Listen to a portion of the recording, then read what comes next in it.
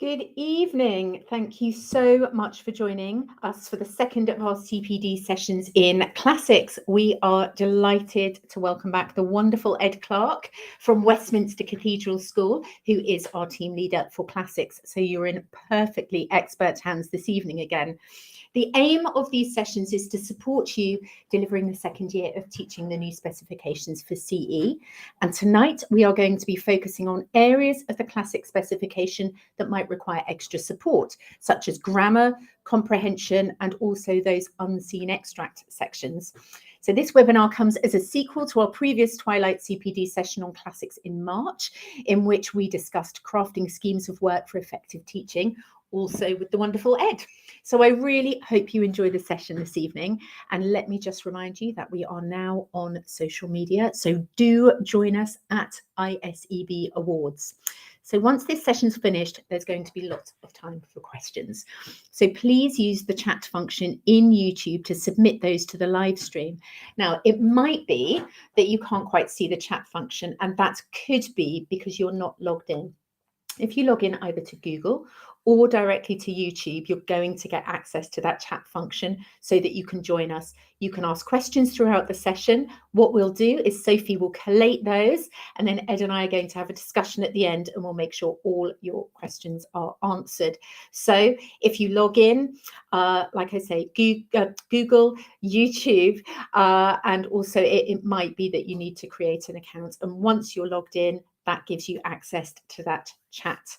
So without much further ado, I'm absolutely delighted to hand you over once again to Ed.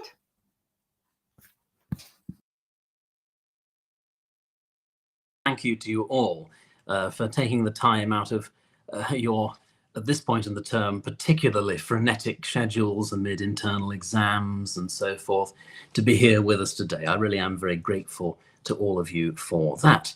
It feels like only the other day that I was doing these, the first of these two sessions, but I'm delighted once again to be with you and hope that I can be of some assistance. You'll recall, those of you who saw the first of these two sessions, that I dedicated that one pretty much solely to question 4 of the new Latin paper and the newly expanded English to Latin requirements that in part replace the old classical civilization / ancient history question, which now exists in its own paper. I will cover many of those points again towards the end of this session, but today, principally, I want to give a broad overview of the 4 sections of a Latin paper and consider some of the things that I do in preparing my pupils for the CE exams, whether that's covering all of the vocabulary and grammar materials within the specification, or the kind of exam technique that it's worth looking at in preparation for these papers. I'll just second Julia's remarks from earlier concerning questions and so forth. I'll try to keep this relatively brief. I don't want to take up too much of your time, but I'm very interested to hear any comments that you may have, any queries you already have, or those that arise from the things that we talk about here today. So do please send through anything that you'd like to talk about via that YouTube chat function. I'd be very happy to discuss any of those issues. Similarly, I'm very happy to be contacted via email at eaclarke@gmail.com if there's anything you'd like to talk about in more detail then. Well, without further ado, we'll go over to my presentation, I hope. Thank you very much. And let's get straight to it with the comprehension section at the start of any CE Latin paper. So first of all, I think the first thing that I would say to my students when we're heading towards CE exams or any sort of mock paper, more than anything else, the comprehension is a vocabulary game.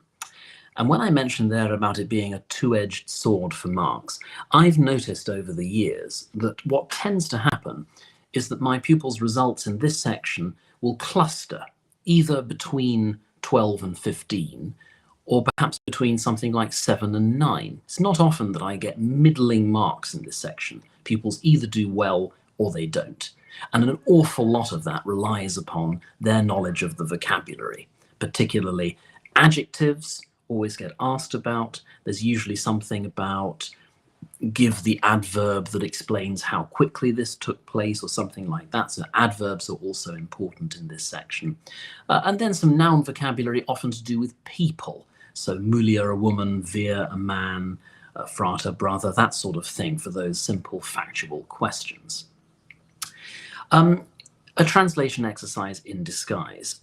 The problem I think that can arise for one's pupils in this section is that they treat it like an English comprehension exercise, in which they're encouraged to say things in their own words and so forth.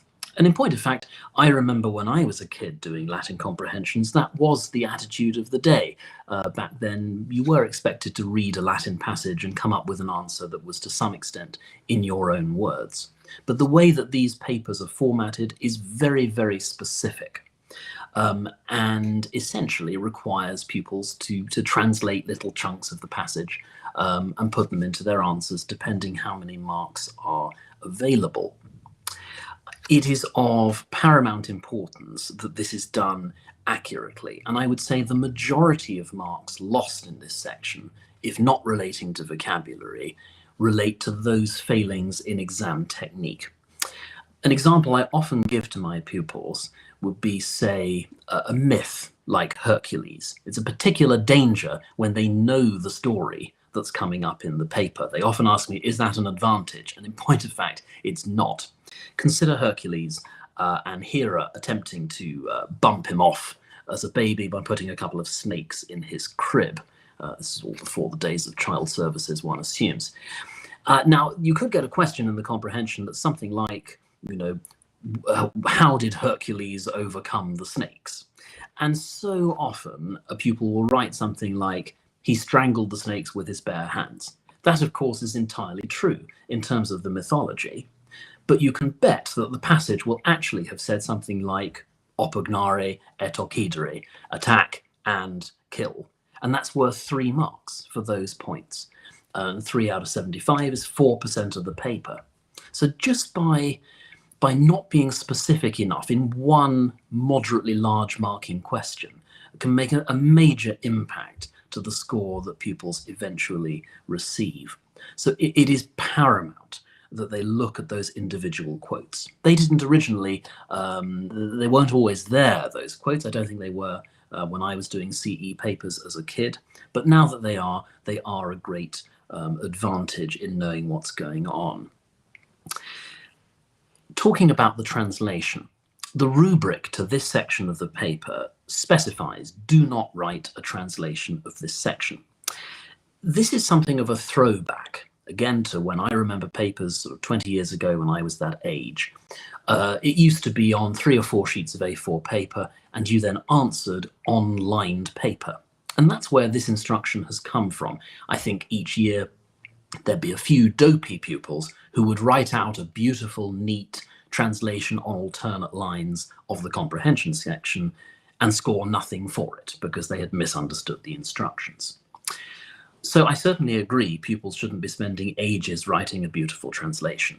But I must say, with my students, I usually tell them to partially ignore that instruction. I want them to write a rough translation somewhere within that section of the paper. There's always lots of space after question G. There's usually questions F, G, sometimes H on the second page of the comprehension, and then about half or 3/4 of the page is empty. So there's plenty of space to scribble a translation there, or they can write it between the lines of the passage itself. It doesn't matter, but it is so crucial that they don't just launch straight into the questions. This is something that's very easy to do because of exam panic. They want to get straight into it, and they dive straight into the questions. But really, they should be spending, I think, a good 10 or 12 minutes translating that first passage.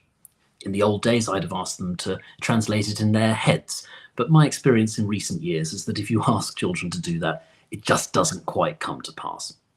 So I strongly advise them to come up with this rough translation.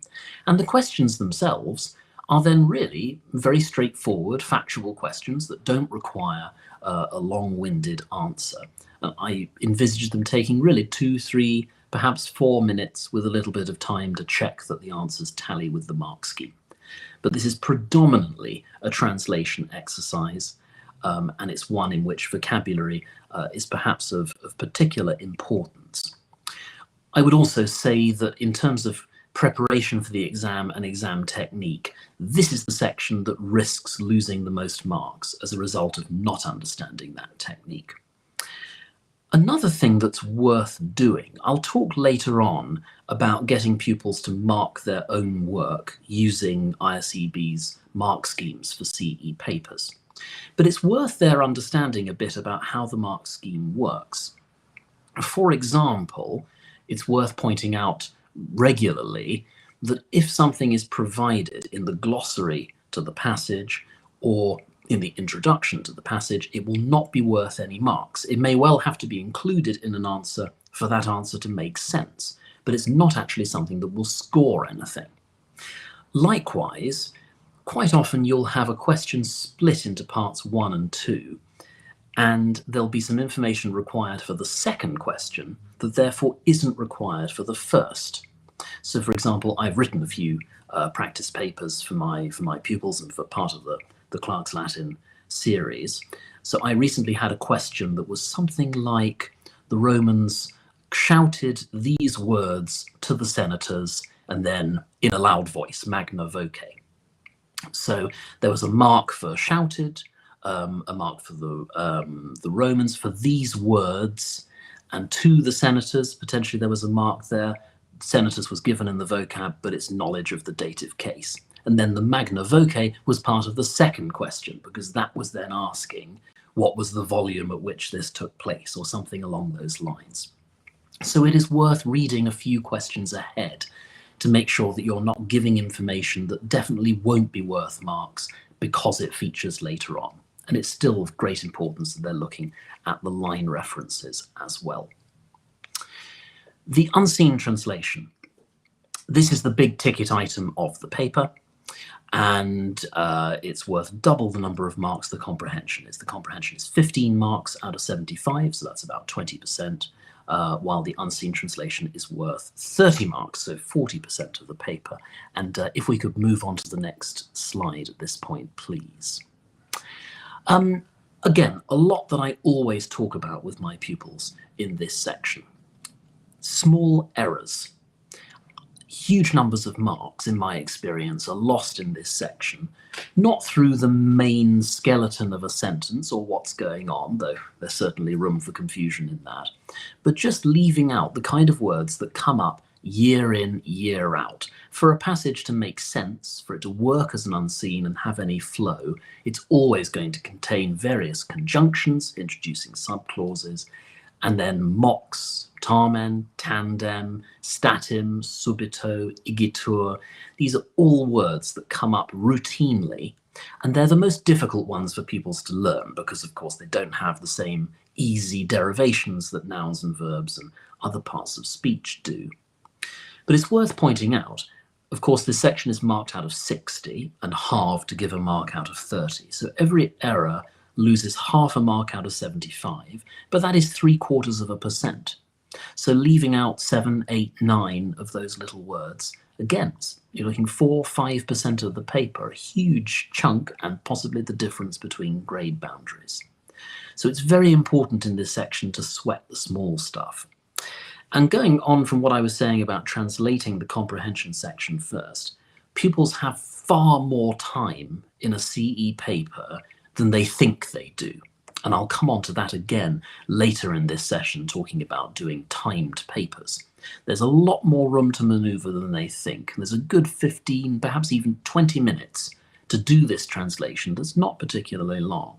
So they really should be taking lots of time to look at those individual details. Indeed, I remember when I was that age, I used to, when going back through the passage to check my translation, cross off each Latin word as I went, just to make absolutely sure that every word that's there in the question paper has been included in my translation. And any words that they don't know, they should be making sensible guesses for. Never leave anything out. My French teacher used to say, if you don't know the meaning of a word, insert the word banana and then translate the sentence around it and come back and replace banana with something more sensible according to the context. And I still find that quite a helpful exercise for my students. Reading the blurb. Only this afternoon, I had both of my year 5 sets doing an unseen translation for marks in exam conditions. Despite the exam conditions, they had lots of questions they wanted to ask, including, what does Agamemnon mean? What does Menelaus mean? What does Troia mean? All of these answers can, of course, be found in the blurb, the bit in italics at the beginning of the, each section of the paper where there's a continuous passage. It is vital that they look at that information. Any names or information provided in that introduction will not then be underlined in the passage, and it will not be supplied in the glossary to the side of the passage. So it's particularly important for getting hold of people's names and so forth. Also, is giving context to the paper. If a passage is about the death of Julius Caesar, and a pupil has written a story all about Julius Caesar living happily ever after with kittens and moonbeams, something has probably gone wrong, and they need to go back and correct their work. It's a good ballpark as to what is happening in the paper. Now, every year you can be guaranteed there will be at least one sentence in this section of the paper that begins with the accusative case. It's there by nature, because it's difficult not to include such a thing in a passage. But to be honest with you, when I'm writing a CE paper, I make sure that they're in there, because they're a good indicator of whether pupils have fully understood the inflections as well as the rules of Latin word order. Subjects are routinely going to be carried through. It's not uncommon for half an unseen translation to simply be about one guy who is then repeated sentence after sentence. I always say to my pupils, imagine I was writing a book about you. I wouldn't keep repeating your name endlessly. I would replace you with a pronoun some way through the story. So it's really important that they're aware of that. So often you have Romanos oppugnavarunt, and you can bet half the candidates will write the Romans attacked, or sometimes try and crowbar a passive in there and say the Romans were attacked. So important that they're looking at those endings and establishing what's nominative and what's accusative. There are certain topics that are highly likely to come up in the paper. This is partly due to the changes that have happened in CE, because levels 2 and 3 are slightly reduced from what used to be there. ISEB, a particularly important point, this one. I am very fortunate at the moment, I think I'm allowed to say, I have a particularly bright year 7, and indeed the top set really are quite an impressive group of boys. They've got the hang of all of the topics I've covered this year pretty easily, with the exception of ISEB. Even they found themselves getting a bit befuddled by it. It's very important to remember, because Hic and Ile have been shifted from level 2 up to level 3, level 2A is bound to contain ISEB. Also, it will contain it in both of its usages, in the pronominal sense as he, she, it, but also the adjectival sense of this and that.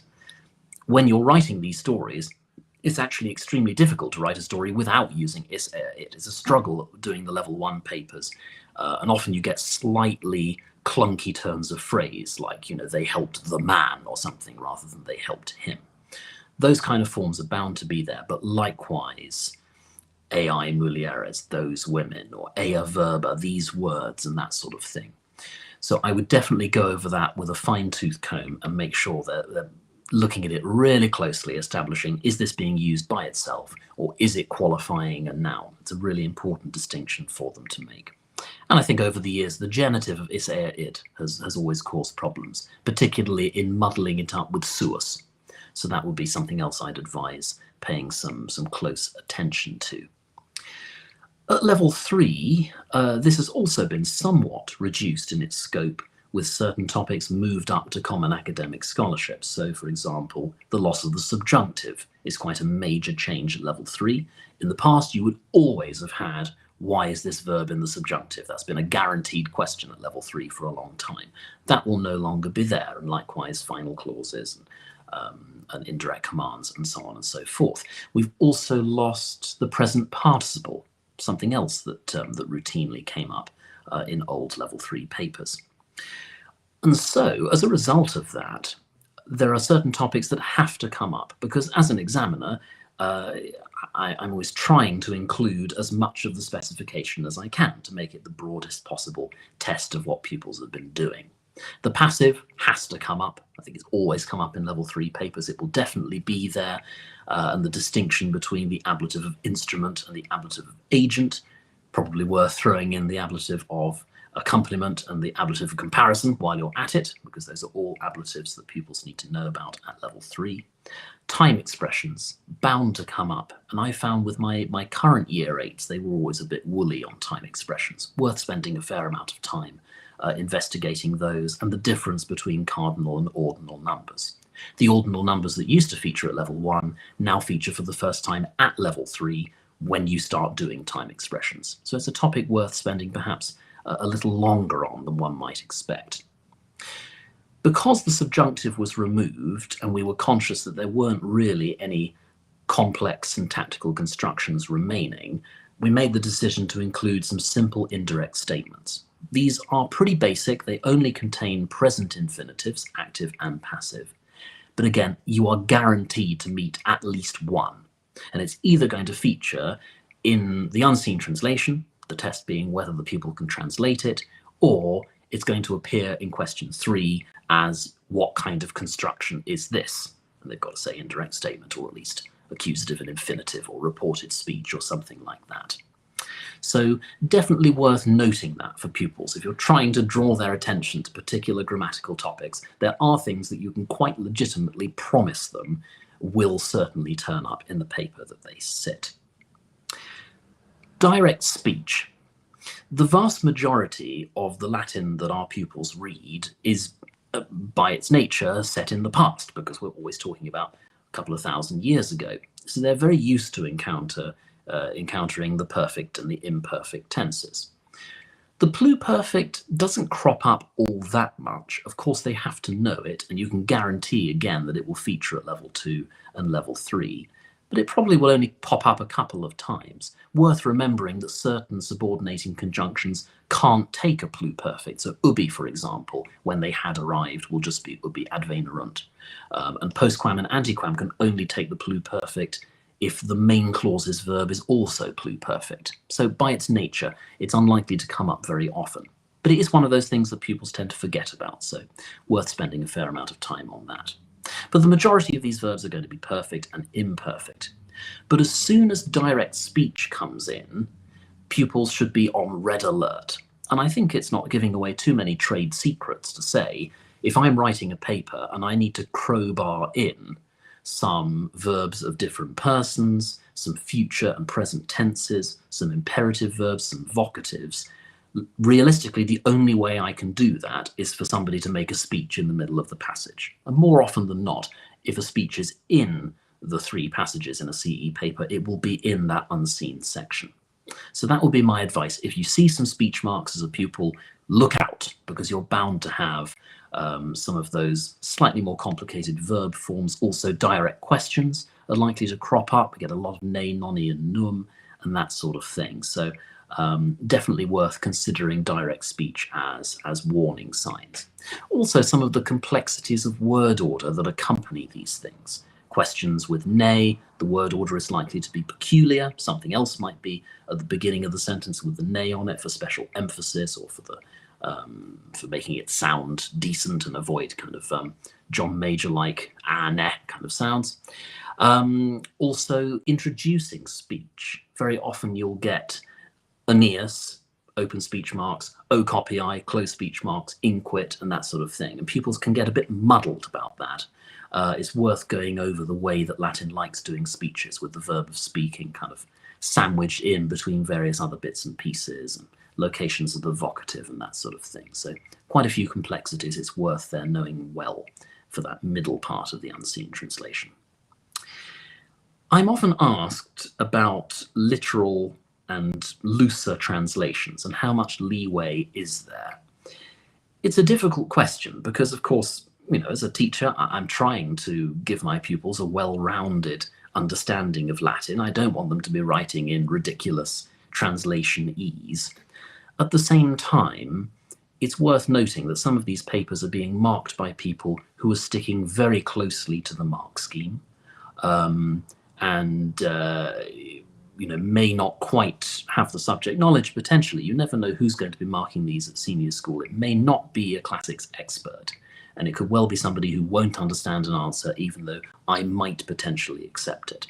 So whereas for scholarship exams, I would encourage a degree of fluid English to come in, I think it's worth erring on the literal at CE, and particularly because there are things that pupils lose marks on every year that are a bit pedantic, but nevertheless are important. So for example, you could have milites Romani, so the Roman soldiers, or milites Romanorum, the soldiers of the Romans. And we get this a lot with generals as well. A general of Rome, general of the Romans, and a Roman general are all basically the same thing, but they're not interchangeable. And it's very important that pupils are really specific on those points. Likewise, forms of multus can cause some problems as well. You get a lot of lots, like lots of soldiers.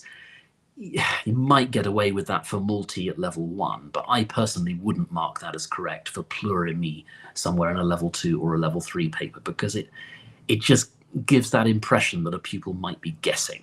So I think even though it can sound very clunky, it's worth sticking to many, very many, and more, and so forth with those, even when it's a strange turn of phrase like magna pecunia and that sort of thing. However, it should not be so literal or so wrong that it comes out as nonsense.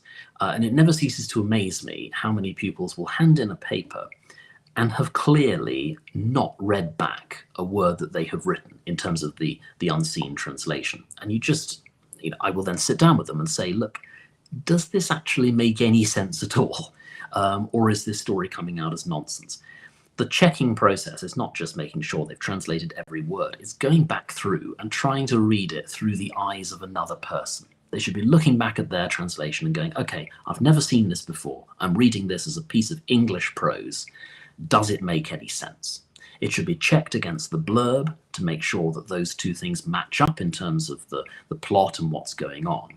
And so often, mistakes are made that could be prevented in both grammatical terms and terms of logic. So there are quite a few old past papers I've used that have something like Romanos non amabant. And it'll be talking about some tribe or people that the Romans are at war with. And it's logical that they aren't keen on the Romans. It makes no sense that the Romans aren't keen on them. They're the ones who are coming and making some plan because they're not keen on being governed by the Romans or whatever. So it's important to apply common sense as much as it is to apply the grammatical rules and so forth. The next slide, please, on to the grammatical section. I don't think I hope to go back into the details as to what has changed in the new common entrance. I think probably we're all pretty au fait with the new specification by now. But it's worth noting that the unseen and the comprehension are exactly the same as they have always been. They're the same number of marks, the same format, and the same relatively short passages. I think the comprehension is somewhere between 38 and 45 words, or perhaps as much as 48, but it's certainly a pretty small passage. And the passage for the grammar section, even smaller. It can be not much more than 30 words. So pretty brief passages, and they're worth the same number of marks that they always were. The grammar section is now a fair bit shorter than it used to be. The grammar section used to be worth 20 marks out of 75, the last 8 or 9 of which were dedicated to 2 English to Latin sentences, which had all the vocabulary provided. The grammar section is now only worth 10 marks. So it's smaller, people shouldn't be taking as much time over it as they used to, but as I said earlier, I still urge my pupils to translate the passage first. Some of the grammar questions are easily answered out of context, but others, what case is this noun in? The number of times they'll say this is in the accusative because it's the object, when in fact it comes after a preposition. It's that sort of thing. So it's well worth, again, scribbling out a rough translation of what is going on. The questions are extremely predictable. I I don't say that with any kind of element of apology. I think it makes complete sense to me. It always has made sense to me that these kind of questions come up every year, because they're the sort of questions that indicate how well somebody understands the language. Can they manipulate the language? Can they explain why something means what it means, as well as just giving the meaning by itself? So I do feel strongly that they've always been solid questions in part 3 of the paper, but they're certainly very predictable. The same format comes up every year, has come up for a long time now, and I don't think it can be said to be sort of teaching to the exam just to say these are the kind of questions that come up and to do a fair bit of practice on those. The first few marks in the grammar section for levels 2 and 3 will always be that traditional find an example of X in the passage, an adverb, a conjunction, a preposition governing the ablative, or whatever. Given the sections out of 10, I would estimate there are usually 3 of those questions. That's, trying to locate some part of speech or whatever from the passage. You're also guaranteed, of course, the derivation question. What's the connection between portabat and portable? I urge my pupils to translate the Latin word literally. They should be saying portabat means he was carrying, and portable means something that can be carried. And it's by getting that word carry in there twice that the connection is shown.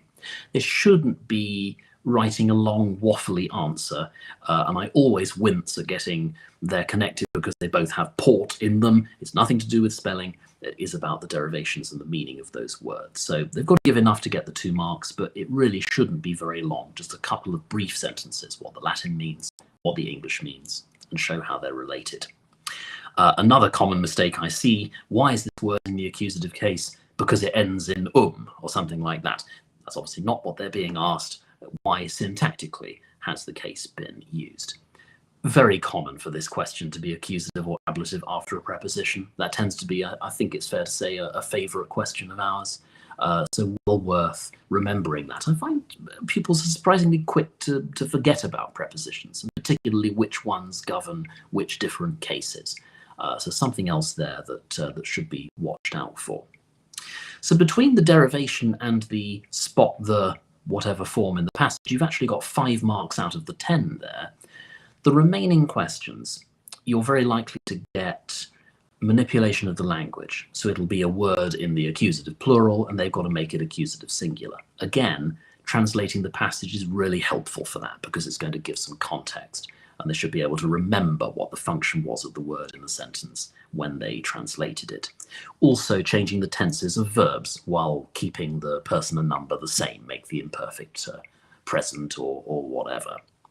And a question that they often get befuddled by is just the giving a root form of a verb. Give the first person singular present indicative form of X. It's worth reminding them that question comes up every year, and all it's saying is, where does this verb come from? It's not something to get nervous about. And in fact, I've forgotten one of my bullet points here. RTQ was something my old maths teacher used to scrawl in very large red calligraphy pens on our work. Read the question. It amazes me how pupils who really are quite bright and capable will be asked for an example of a conjunction and put a verb.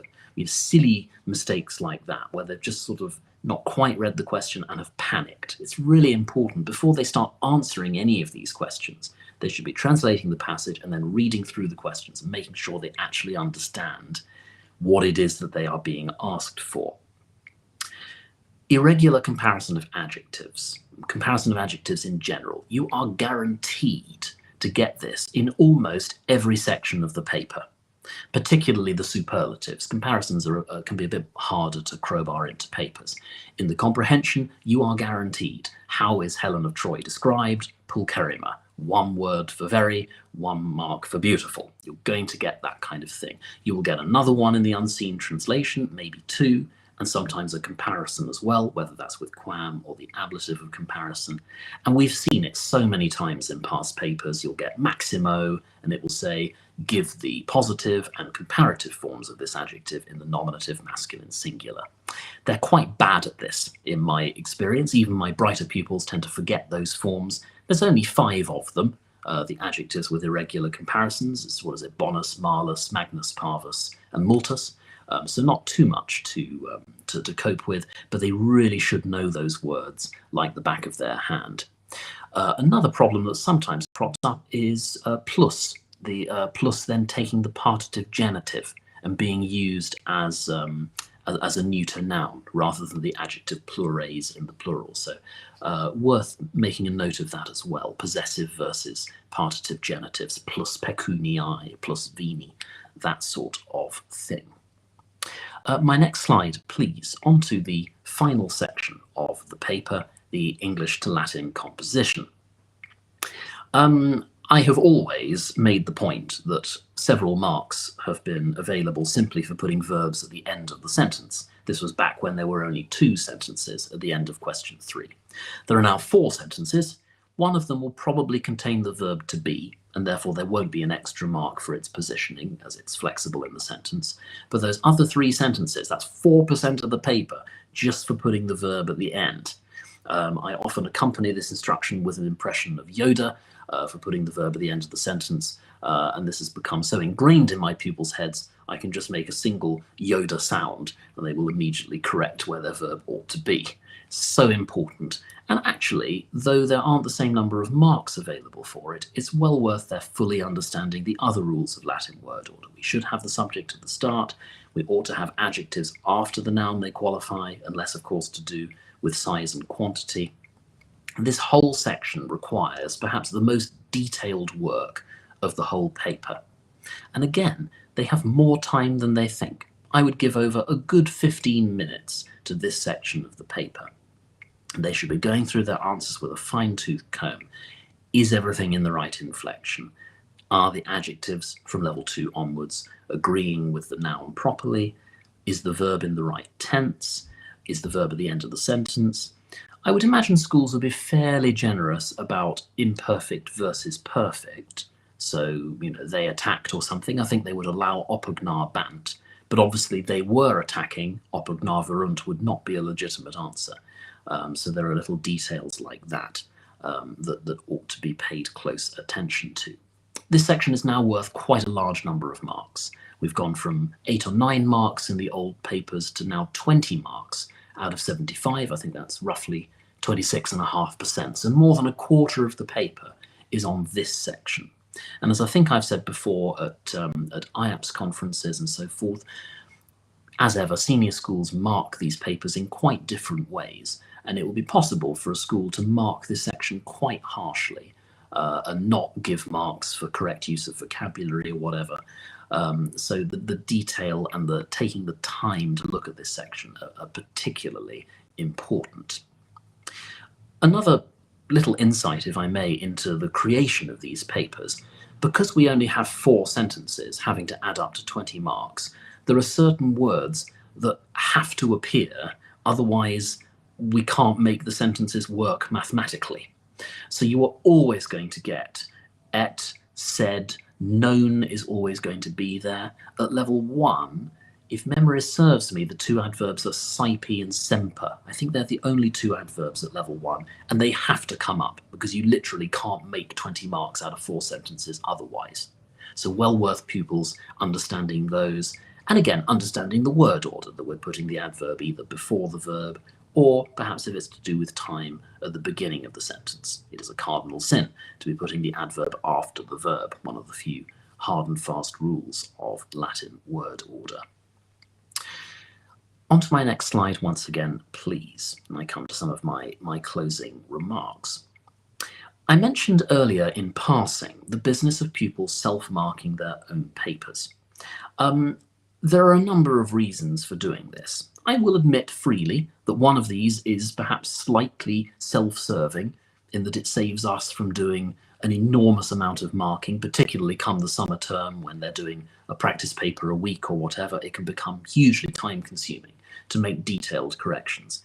But it also, to be honest, becomes a bit futile. You're writing the same correction over and over again on different people's pieces of work.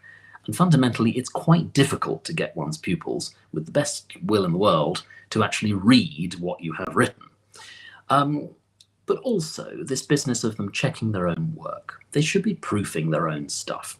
I will get them to sit a paper in exam conditions, Quite often I will then take it in and mark it like the clappers that afternoon and get it back to them for the evening, and then their prep is to use the ISEB mark scheme to write in all of their own corrections. And the only marks I make on the paper are numerical scores for the sections, a few crosses and minus marks to indicate where an error is, and in the translations often an insert mark, the mark that looks a bit like a Greek lambda, to show where something is missing. But I don't say, on the whole, anything more than that. If there's a particular point of misunderstanding or something that's a bit unique, I will, of course, then write a little comment to that effect. But I write really comparatively little on these papers when giving them back. It's very good, as I say, for pupils to be learning how to proof their own work. That should be something that they're doing in the exam, ultimately. But also, going back to what I was saying about the comprehension and the number of marks available for questions, gaining insight into the head of the examiner, the person marking these papers, is a really important thing. And they should be getting used to how the mark schemes work, that verbs are worth 2 marks in the unseen translation, that comparatives and superlatives are worth 2 marks in that section, verbs are worth 2 marks other than sum in question 4, 2 marks again for superlatives in the comprehension, and so forth. That's all stuff that they should be aware of. And once again, stuff that's glossed or given in the introduction isn't going to be worth a mark. So I think that's a very healthy thing for them to be doing. Sometimes with a weaker set, they will struggle to correct their own unseens, and I might then be a bit more generous in sorting that out. Of course, it's also very important then to have whole class feedback. Quite often, if timetable permits, they'll do a paper, I'll mark it, and we'll go through that paper in class without my having given their papers back. So they're doing it again afresh from in their heads, and then the paper is given back at the end with that prep instruction to make corrections. Otherwise, they get a bit bogged down with how many marks they've scored and not necessarily where they went wrong or how they might want to do things differently in future.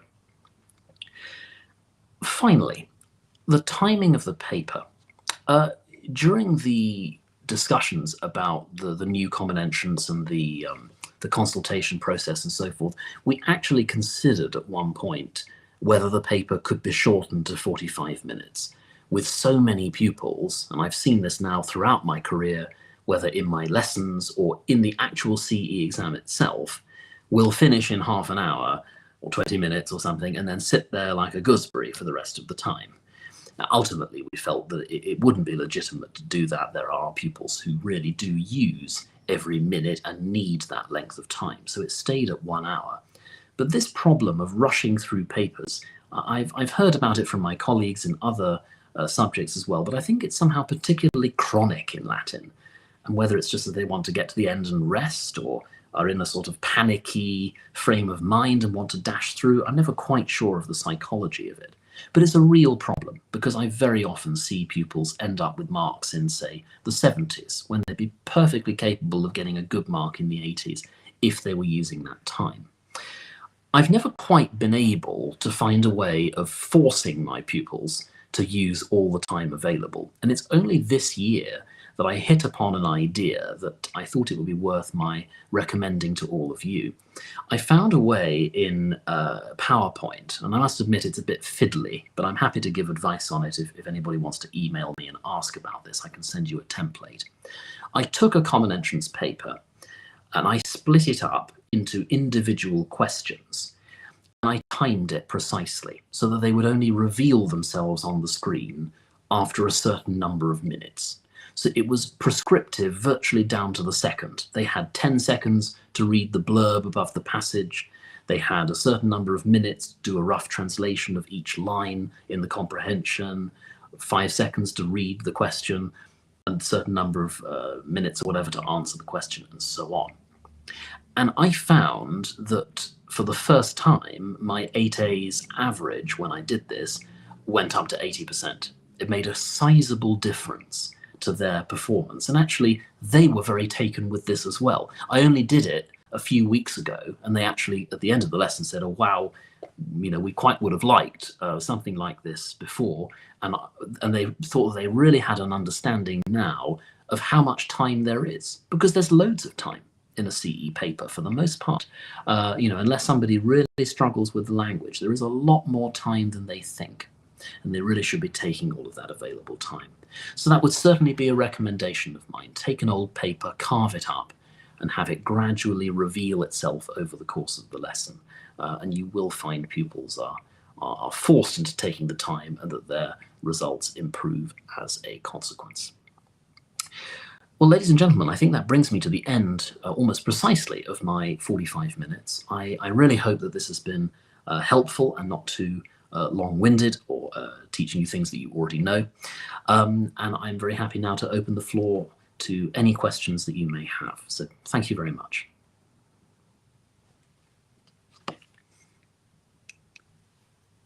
Well, thank you so much, Ed, the consummate teacher. Says he will do 45 minutes, delivers it to the second. That was an absolute lesson in perfect time management. Thank you. It was wonderful. So we do have some questions from the floor. So I'm going to start with Chris Peavy. Hello, Chris. He says, having had 2 years of year 8 doing level 3, what are the differences between the old and new styles of paper? He says that he thinks the new paper might seem easier. He's put that in inverted commas, so he's not being controversial.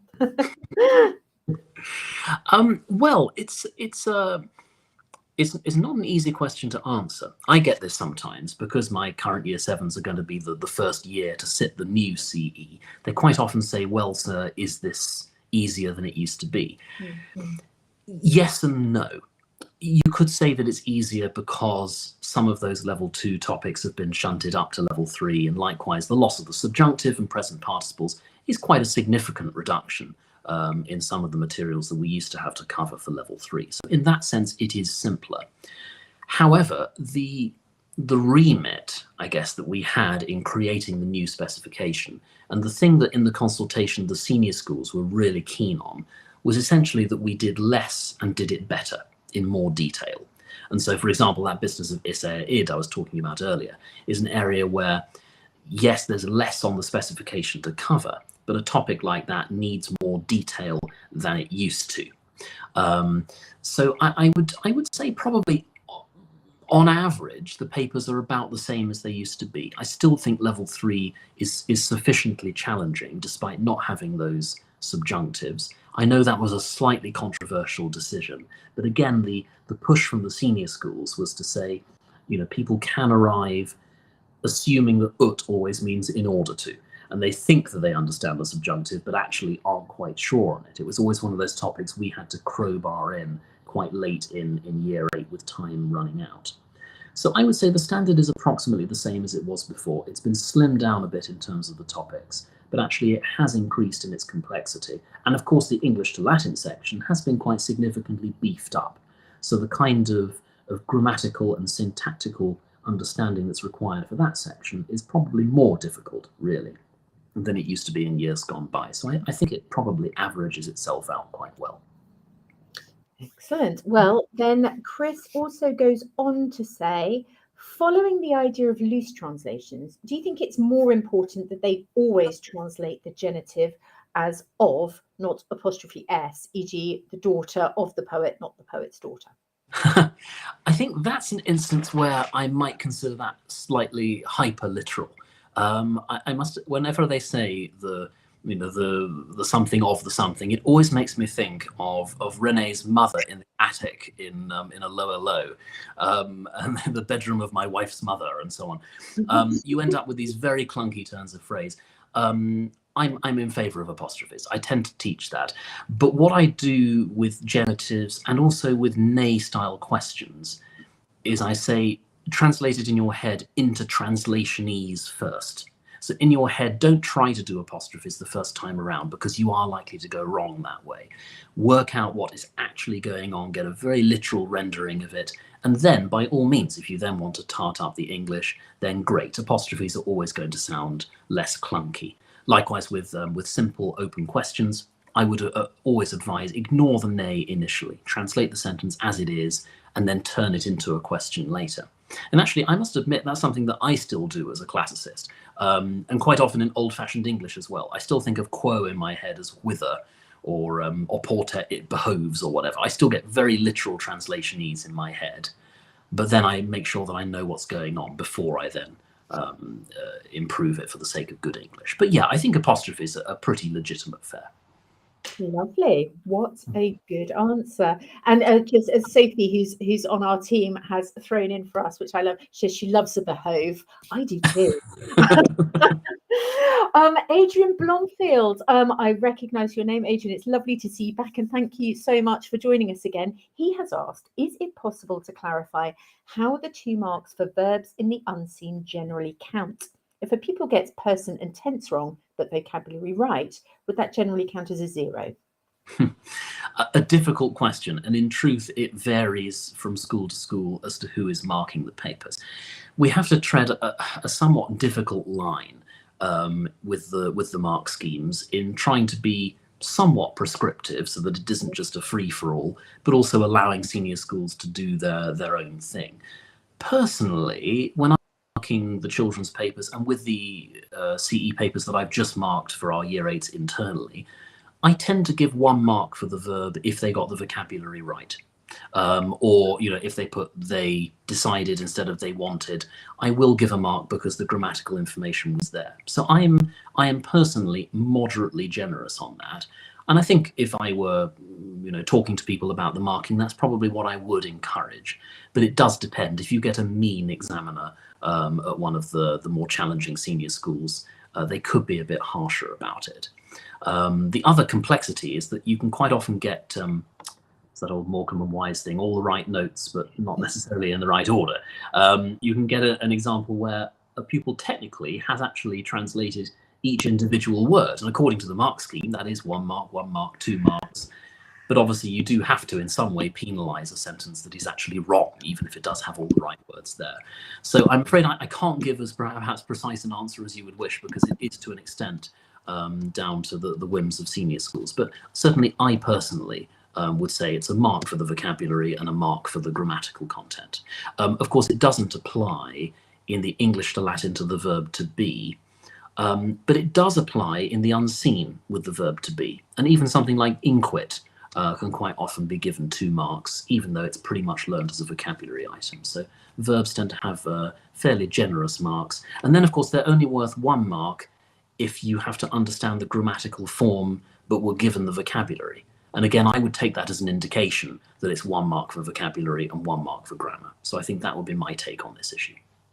Great. What a good answer. Well, I think that was very clear. Thank you. I'm also loving that in a webinar predominantly about ancient civilizations and their languages, we have managed to shoehorn, rather you have much more expertly than me, reference to Alolo and also Morecambe and Wise. So I think we are covering as many interdisciplinary bases with Latin as humanly possible. So I've got some questions that had also come in very generously from our audience beforehand that people wanted asking. And so I have this. Do you know whether there will be any resource material published to help with the new Class Civ content, e.g. an updated version of A.M. Wright's Greeks and Romans, for example? If I'm being entirely honest, no. At least I don't know of any kind of confirmed projects that are going to be published in the foreseeable future. I must admit, I am still busy with trying to write parts 6 and 7 of Clarke's Latin and Clarke's Greek, so I'm already somewhat tied up. But I do know that Nicholas Richards, who is part of ISEB's setting team, he does the Greek each year, but he's also really the master behind this lovely new CC paper, has been putting some resources together, and I believe is intending to release those in some format fairly soon. So I can't say that I know of anything specific at this point, but I know that he said at the last IEPS conference that he's working on that. So I think watch this space. Yeah, absolutely. And one thing I can say is that from September, ISEB will be publishing the past papers ourselves. So we won't be doing that through a publisher. But what we will be continuing on is there will still be those ISEB endorsed textbooks that are available from Galore Park. But what that also allows us to do is explore when teachers are asking us for resources, ISEB can get onto that and make sure we're creating them for you. So actually just the fact that you guys have asked about this means that Sophie and I can go away and start exploring it. Obviously, there would, of course, be input and oversight from Ed, as busy as he is with Clarke Latin as well, but just to make sure we're making lots of wonderful, rich resources available to you at the same time. Now, Chris has actually come back in and says, looking at textbooks, I teach at a school in Kenya, so overseas orders aren't regular. Do you think those original Theo Zinn books are fit for purpose for the new syllabus? I'm afraid I am not familiar with those. My apologies. So what we will do perhaps is we'll have a bit of a look into that, Chris, and maybe have cast our eye over them and see if we can help at all with that. Yes, I'd be very happy to talk about that once I've had a quick Google. So I'm happy to help. If you want to drop me an email, eaclarke@gmail.com, I'm happy to investigate. Oh, that's really kind of you, Ed. That's brilliant. I've got another question here, which is the specimen class Civ paper sent out suggested fairly specific questions like we've been used to in question 4 of the Latin paper in the outgoing syllabus. Would it be worth removing the element of risk that a hoped-for topic doesn't come up by making them more open-ended? For example, describe in detail the importance or significance of an ancient Greek site of your choice. It's an interesting question. I like that. Yes, and the answer is yes. The papers have moved more in that direction. Okay. Obviously, it's been a complicated business creating a new paper from scratch, and again, we found ourselves walking a difficult line. One of the problems I always felt with the old question 4 was that it was too specific in that sense, and pupils would learn, a copious amount of information, excessively. In my view, and then would only ever be asked about a tiny bit of it. At the same time, of course, there does have to be a new paper each year, so it can't be so open-ended that the same questions come up every time, and that was also a danger in the other direction. But we had the ISEB setters meeting for the 23 to 24 exams. I think a month or 2 ago, perhaps. I've lost track of time. Very recently, yeah. I think, yeah, that was not long ago. Obviously, I cannot reveal anything about the contents of the paper, but what I will say is that I was pretty satisfied that they were open-ended questions. It is talk about a deity, talk about a play. They were as broad, really, I felt, as we could make them. And I was sufficiently happy with them that I am now considering how I can incorporate it into my schemes of work and my timetable at WCCS. I definitely want to get some people doing the Class Civ paper. And as I've often said, but I think it's worth my repeating here, the design of the paper was to be as flexible as it possibly could. And the idea is, if you wanted, this could be a 2-year full subject with several lessons a week. There is enough there that you could go into it in huge detail, and it'd be like doing, Class Civ GCSE or something like that.